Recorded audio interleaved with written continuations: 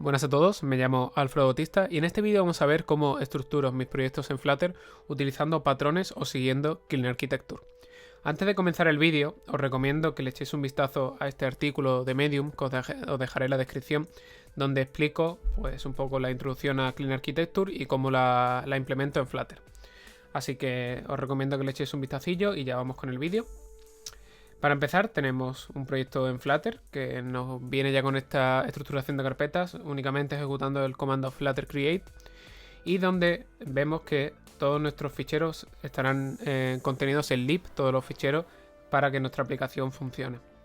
Me gusta dividirlo en 4 o 5 capas o carpetas, como vemos aquí en el ejemplo, y la vamos a ir viendo poco a poco. Vamos a empezar con la capa de UI.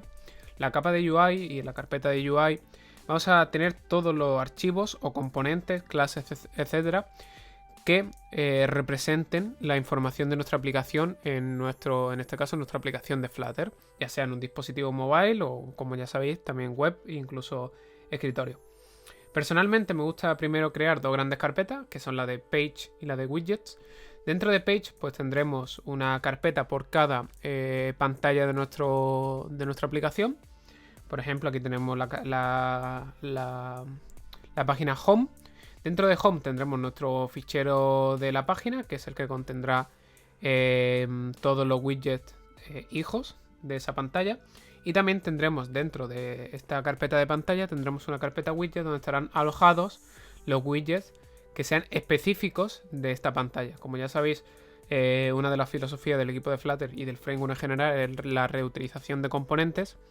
Así que es mejor tener una pantalla con un fichero relativamente pequeño y tener cada componente localizado en una clase propia y en un componente propio, en este caso un widget.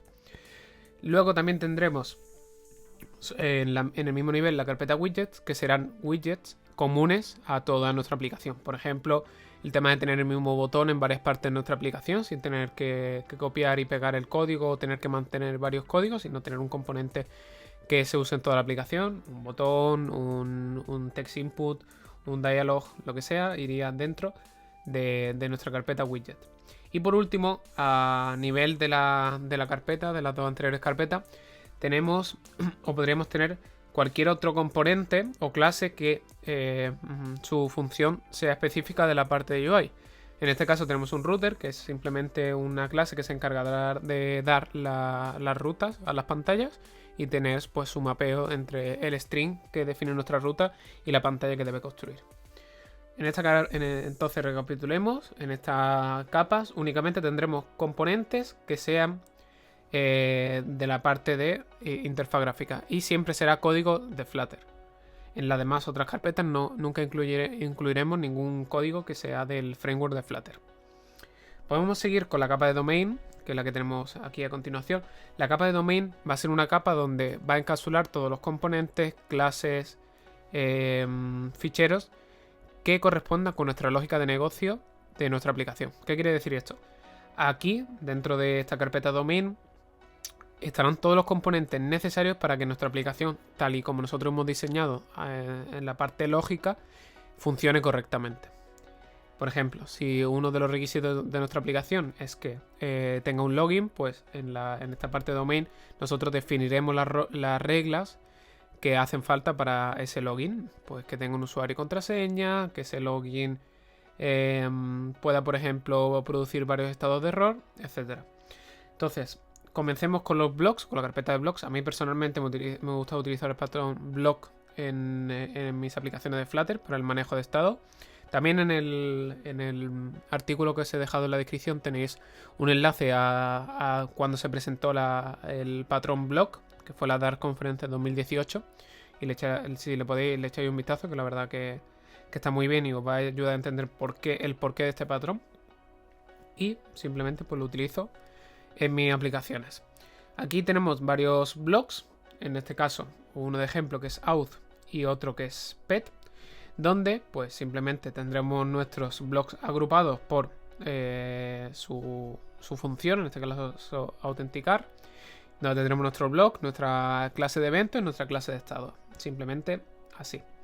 Luego tendremos nuestra carpeta entities, que se refiere a las clases que representan a nuestras entidades en nuestra lógica de negocio. En el sentido de, por ejemplo, el rol de usuario en nuestra aplicación pues deberá venir definido por una clase que tenga todos los elementos o todas las propiedades de un usuario necesarias y los métodos para su serialización y deserialización, para pues, obtener los datos de información desde el servidor y construir una clase que nuestra aplicación maneje, o para nuestra aplicación que mande los datos al servidor o los guarde localmente.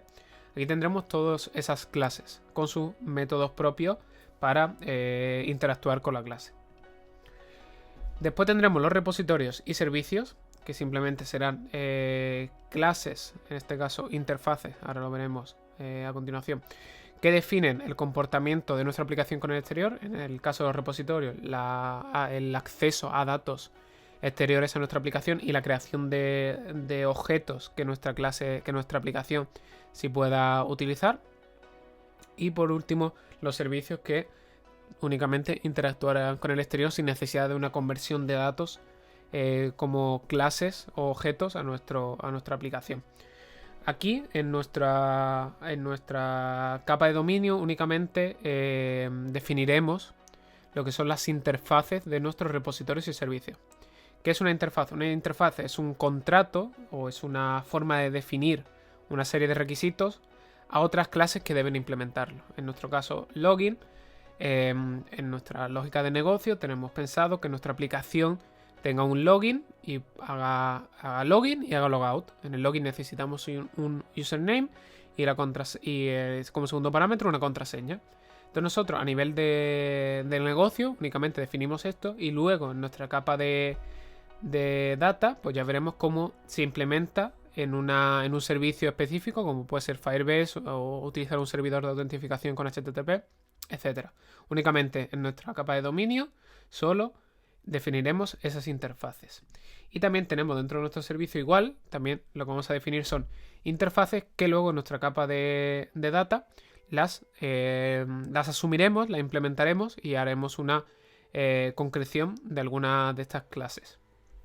Aquí simplemente tenemos un servicio que va a subir una imagen en base 74, pero desde nuestra capa de dominio no vamos a saber ni queremos saber qué servicio se va a utilizar o qué dependencia externa para llevar a cabo esa subida de imagen.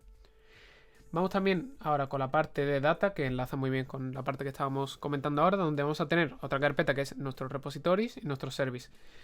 Dentro de la carpeta data ya sí vamos a tener esas implementaciones de las interfaces que hemos visto anteriormente. En el caso de login, por ejemplo, pues vamos a tener nuestro Firebase Login Repository, que como veis lo que hace es aplicar o extender de nuestra interfaz y lo que hacemos es esos métodos los sobreescribimos y los interpretamos o los aplicamos a algo ya tangible o ya un servicio que vamos a utilizar, en este caso la autentificación con Firebase, y para hacer logout lo mismo, utilizamos Firebase. También podemos tener otra dependencia, otra implementación de esa interfaz, que es el hacer login pero con un cliente de HTTP, donde tenemos aquí un pequeño ejemplo, y también tendremos una clase moqueada que nos permita luego, pues a la hora de hacer test, poder moquear los tests y poder testear de una forma mucho más sencilla. Y en los servicios tenemos lo mismo. También tenemos aquí otro servicio que implementa esa interfaz y utiliza un cliente HTTP. Continuamos con la parte de, por ejemplo, device, donde se van a contener todas las clases, métodos, componentes que accedan a funcionalidades nativas del dispositivo. En este caso, pues al hablar de una aplicación mobile, pues cosas como la biometría, el acceso con biometría, el GPS, la cámara, todo lo que sea a lo mejor alguna característica especial del dispositivo, todos esos componentes irán en esta carpeta. Y por último tenemos una última capa que es opcional, pero yo lo recomiendo bastante si queréis seguir el principio de inyección de dependencias, que es nuestra carpeta de Dependency Injection. Aquí simplemente lo que vamos a tener es componentes o clases que definan o que registren las dependencias en nuestra aplicación. Únicamente se van a encargar de la construcción de los componentes y de la inyección en nuestra aplicación. Veamos un ejemplo con el blog. Simplemente tenemos una clase block register que tiene un injector, utilizamos el paquete injector, y lo que hacemos es registrar un singleton en nuestro del tipo outBlock. Este outBlock recibe un outRepository, que es una abstracción del login repository, y simplemente lo que hacemos es definirlo otra vez, esa inyección de nuestro login repository. Entonces, si nos vamos a nuestro repository, lo que vemos aquí es que también estamos registrando esa dependencia, y aquí es donde podemos cambiar de una manera mucho más sencilla nuestra dependencia de utilizar, por ejemplo, Firebase en este caso, o HTTP. Únicamente deberemos definirlo aquí, y nuestro block register pues no se enterará de que ha habido un intercambio entre una implementación de una dependencia u otra. Así que será mucho más sencillo poder cambiar diferentes servicios externos o diferentes implementaciones de una manera, la verdad, que es muy sencilla. Y por último también tenemos nuestro servicio de register, y con esto tendríamos lo que es un poco la estructuración de nuestras aplicaciones de Flutter, que nos permita escalar de una manera sencilla y que no sea mucho dolor de cabeza cambiar dependencias, meter nuevas features, etc. Por último, también apuntar que la parte de test, que son muy importantes, también deberíamos seguir la misma estructuración de carpeta y de fichero que en nuestro lib. Entonces, si por ejemplo vamos a testear toda la capa de domain, pues simplemente la capa de domain deberá seguir toda la estructuración de carpetas que es la misma en nuestra carpeta lib, ¿no? Por ejemplo, la parte de domain pues tendrá nuestra carpeta blocks, como tiene aquí, también tendrá nuestra carpeta de repository, nuestra carpeta de service, etc. Y ya con esto también tendremos resuelto la parte del testing. Espero que os haya gustado el vídeo. Cualquier pregunta me la podéis dejar en los comentarios o en mi Twitter, @alfredobs97, donde estaré encantado de resolver cualquiera de vuestras dudas. Y nos vemos en el siguiente episodio. Muchas gracias.